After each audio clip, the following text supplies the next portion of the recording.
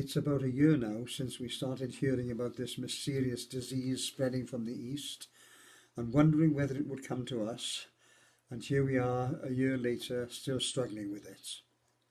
I think the COVID pandemic has hit us particularly hard because we are not used to having something so far beyond our control. We've reached a level of science and technology in the world today that tempts us to assume that health, comfort and happiness are the norm.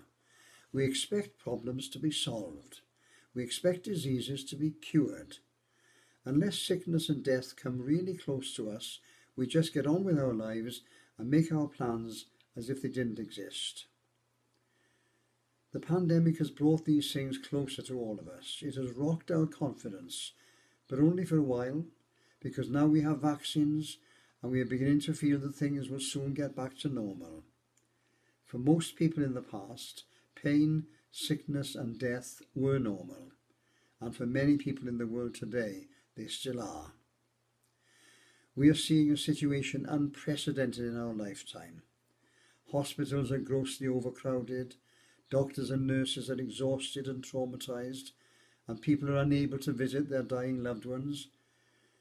But things were much worse in the past. Those who suffered in the flu pandemic of 1918 to 19 didn't have the benefit of modern medical science and communications. Going further back, in the Great Plague of London in 1665, there were no ambulances rushing people to hospital, just men driving wagons through the streets shouting, "Bring out your dead." We are quite rightly distressed today at the thought of over 2 million people dying in this pandemic. But in the 14th century, the Black Death wiped out about a quarter of the world's population. Sometimes I wonder how people in the old days managed to keep their sanity and their will to live in the midst of all the horrors that they had to face. The poorest people in the world today at least know that a different kind of life exists, and they can hope that one day they will get a better share of it. But people in past ages didn't have that hope. They were at the mercy of whatever happened. How did they cope? One answer, of course, is that they had no choice. If you can't change things, what else can you do but put up with them? But another answer is that they had faith. Prayer was an integral part of their life, and when things were bad, they prayed harder than ever.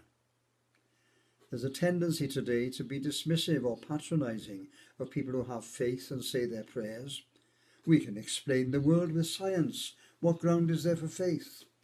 We have technology to solve our problems. What use is prayer? But hold on a moment. When it comes to the bottom line, has anything changed really? With all our science and technology, we're all going to die. Medical science and a healthy lifestyle can postpone the event, but nothing can cancel it.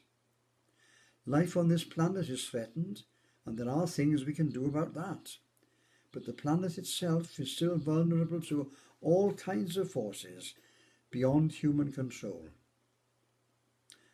COVID-19 is an incident in the constant war between disease and human life.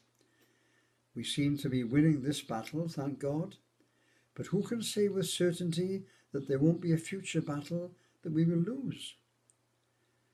Even faith doesn't offer any guarantees. So what does it do?